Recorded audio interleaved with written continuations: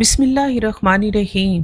السلام علیکم۔ جب بھی انسان کو کوئی کشمکش ہو تو اسے اول تو استخارہ کرنا چاہیے، لیکن اگر باقاعدہ استخارہ کرنے کا وقت نہ ہو یا جلدی فیصلہ کرنا ہو تو یہ دعائیں کثرت سے پڑھیں۔ نمبر 1، بسم اللہ الرحمن الرحیم۔ اللہم اغفر لی واختر لی۔ یا اللہ میرے لیے آپ صحیح راستہ پسند کر دیجئے اور میرے لیے آپ ہی انتخاب فرما دیجئے۔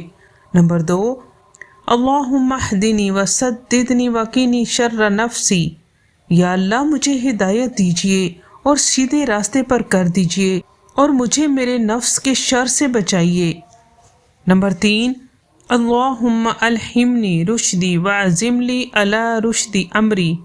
یا اللہ میرے دل میں وہ بات ڈالیے جس میں میرے لیے بہتری ہو اور میرے کام کے صحیح طریقے کا میرے لیے فیصلہ کر دیجئے۔